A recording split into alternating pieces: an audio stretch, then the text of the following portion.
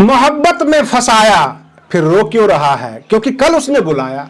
जी हां दोस्तों, मैं आरडी भारती और आप देख रहे हैं बिहारी सुल्तान। बिहार विधानसभा चुनाव में आरजेडी और कांग्रेस गठबंधन में क्या सहजता रह पाएगी? डॉक्टर कन्हैया कुमार का एयरपोर्ट पर ग्रैंड वेलकम हुआ।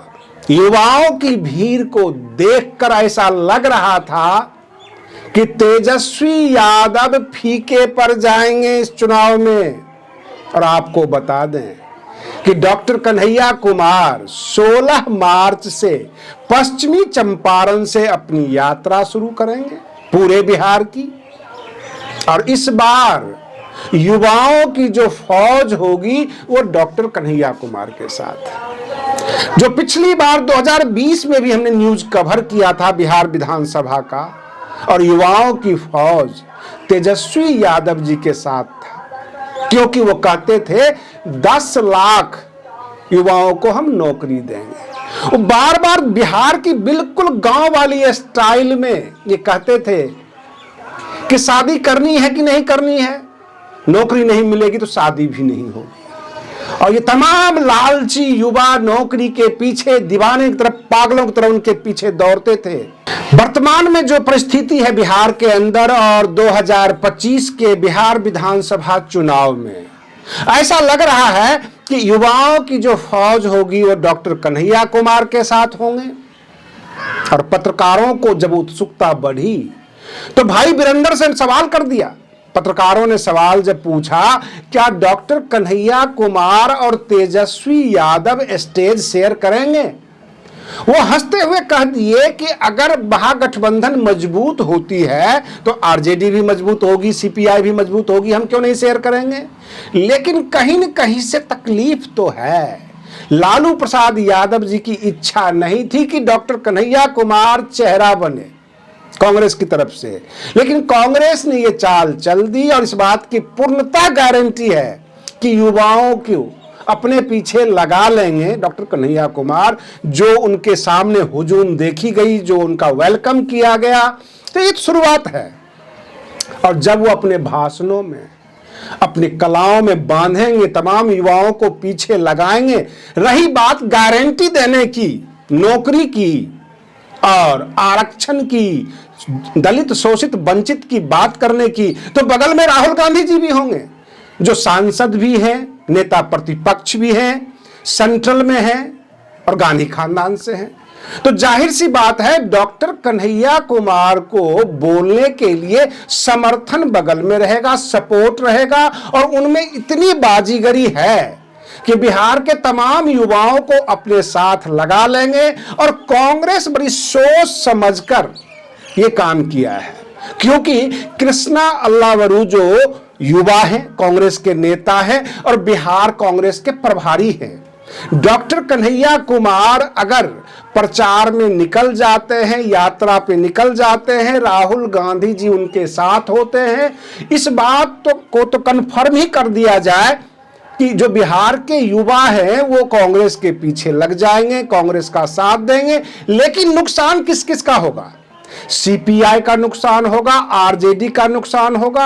और रही बात यह कि वो बात करते हैं मजबूती की, लेकिन अगर आरजेडी के सामने कांग्रेस ज्यादा मजबूत हो गई तो जाहिर सी बात है सीट भी ज्यादा मांगी जाएगी। और मुख्यमंत्री का जो सपना है तेजस्वी यादव जी का, क्या वो पूरा हो पाएगा? अगर कांग्रेस ने अपने जुलूस को देखकर, कन्हैया कुमार का हवा देखकर, युवाओं को जोश को देखकर आधी आधी सीट लेने पर राजी हुई तो फिर क्या होगा? 243 असेंबली वाली, 243 सदस्यों वाली जो असेंबली है बिहार की, उसमें 243 में अगर कह दिया जाए कि 122 पे आप लड़िए, 122 पे हम लड़ेंगे। रही बात गठबंधन की, तो सीपीआई को आप दीजिए अपने गठबंधन से, एक आध दल को हम दे देते हैं। अगर इस तरह से, जिस तरह से जदयू और भाजपा करती है, अगर उस तरह से कांग्रेस और आरजेडी शुरू हो गई बैठक करने में और सीट मांगने में, तब क्या होगा? और उसके बाद बिहार का मुख्यमंत्री चेहरा कौन होगा? ऐसे भाई बीरेंद्र ने कहा कि महागठबंधन ने भी तय किया है कि मुख्यमंत्री चेहरा तेजस्वी यादव होंगे, लेकिन यह बात बिल्कुल गलत है क्योंकि राजद के मीटिंग में यह फाइनल हुआ कि तेजस्वी यादव हमारे नेता है और चेहरा है। महागठबंधन जो कि कांग्रेस और सीपीआई को मिलाकर होता है, तो महागठबंधन की अभी बैठक नहीं हुई है, ऑफिशियल ऐलान नहीं हुआ है। अगर चुपचाप सोनिया गांधी जी, राहुल गांधी जी ने कह दिया हो कि ठीक है हम तेजस्वी यादव जी को ही मुख्यमंत्री बनाएंगे, तो ये अलग बात है, लेकिन बिहार की जनता के सामने ऐलान नहीं हुआ है और इस यात्रा के बाद ये तय करेगी कांग्रेस मुख्यमंत्री चेहरा कौन बने। और रही बात ये कि बिहार विधानसभा का चुनाव नजदीक है, तो कहते हैं ना कि जाको प्रभु दारुण दुख देही, ताको मति पहले हर लेही, यानी नाश मनुष्य पर छाता है, पहले विवेक मर जाता है। गोपाल मंडल जो जदयू के विधायक हैं, वो ताबड़तोड़ चुम्मे का आदान प्रदान कर रहे हैं। वो कहते हैं कि हमारा काम है चुम्मा लेना देना, जिसको जो बिगाड़ना है बिगाड़ लो। आपको बता दें कि अश्लील भोजपुरी गाने पर बिहार पुलिस ने एक नोटिफिकेशन जारी किया है, कहीं पर भी अश्लील गाना बज रहा हो हमें फोन कीजिए, हम उसको अरेस्ट करके जेल भेजेंगे। अब रही बात, ऐसे में बार बालाओं के साथ माननीय विधायक का नाचना गाना, भद्दे भद्दे गाने चलाना, क्या ये शोभा देता है?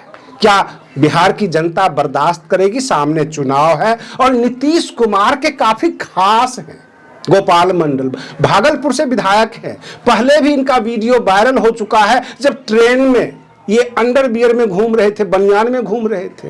अब ये स्टेज पर चढ़कर बार बालाओं के साथ डांस किया और ऊपर से समर्थन भी कर रहे हैं कि हम ऐसा करते हैं, जो बिगाड़ना है बिगाड़ लो। इससे पहले भी ये सुर्खियों में रहे। यानी बिहार की जनता तो इन्हें माफ नहीं करने वाली है और ये नीतीश कुमार का वोट बढ़ा रहे हैं। अब तो लोग ये भी कहने लग गए हैं क्या जदयू के सभी विधायक, उसमें मुख्यमंत्री समेत, क्या महिलाओं से कुछ ज्यादा ही प्रेम है? महिलाओं के ऊपर टीका टिप्पणी कुछ ज्यादा ही करते हैं? ये जो डांस वीडियो वायरल हो रहा है, इससे जदयू की भद पिट रही है, लोगों के बीच कोई अच्छा खासा संदेश नहीं जा रहा है और लोग ये कह रहे हैं कि आम जनता अगर भोजपुरी के अश्लील गाने बजाए तो उसको तो ये जेल भेज देंगे, अपने विधायक को ये कब जेल भेजेंगे? जो डायरेक्ट कहते हैं ये जायज है। अब प्रश्न ये उठता है कि बिहार विधानसभा चुनाव नजदीक है और जब कोई सत्ता या सरकार गिरने वाली होती है, सत्ता परिवर्तन होने वाला होता है, तो सत्ता के ही माननीय सदस्य ऐसी ऐसी गलतियां होना शुरू हो जाता है कि जनता उन्हें जड़ से उखाड़ फेंकती है। अब रही बात ये कि अक्टूबर 2025 में बिहार विधानसभा का चुनाव होगा, नीतीश कुमार के हिस्से में कितना आता है यह तो भविष्य में है। आज के लिए बस इतना ही। आप बने रहिए बिहारी सुल्तान चैनल पर। हम फिर मिलते हैं अगले वीडियो में, तब तक के लिए धन्यवाद।